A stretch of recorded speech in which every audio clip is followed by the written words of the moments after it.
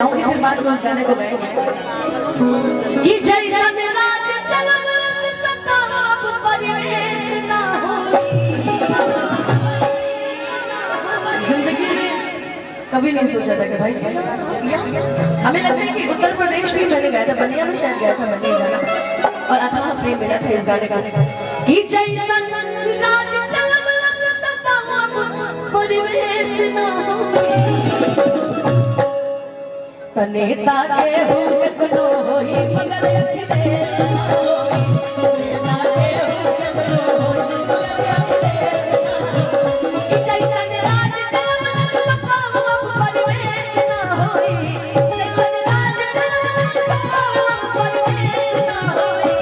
नेता के हो कितनो होई मगर अखिलेश ना होई। नेता के हो कितनो होई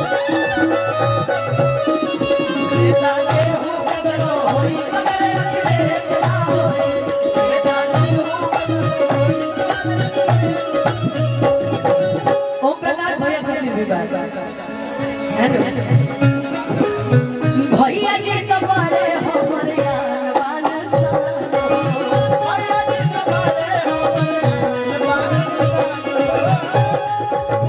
ए नहीं से बड़े हमनी के संग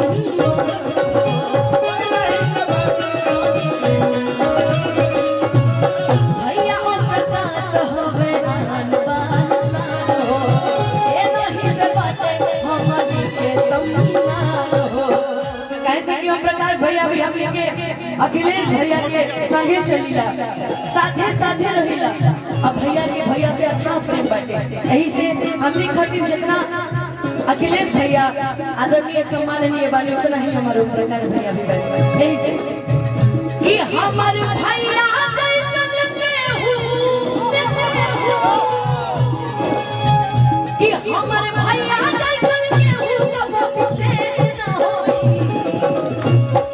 अखिलेश भैया के गुणगान में हम पहला नहीं कोई बनी बके कि हमार ओम प्रकाश भैया जैसन केहू विशेष ना होई। नेता केहू कितनो होई मगर अखिलेश ना होई। नेता केहू कितनो होई मगर अखिलेश ना होई। नेता केहू कितनो होई मगर अखिलेश ना होई।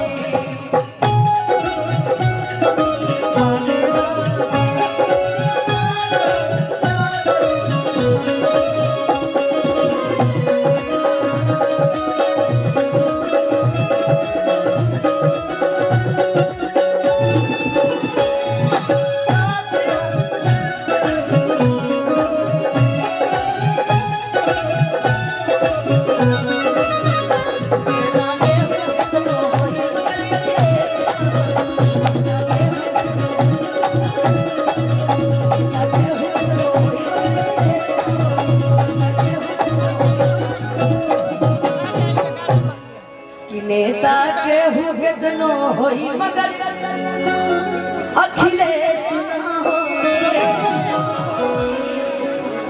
और इस सांस्कृतिक कार्यक्रम के मंच छोट छोटा फरमाइश रहे, ऐसे हमने के रहे कि गाना के गा के समाप्त कर जाओ, फिर बातें आखिर में फिर भैया होता। और राहुल भैया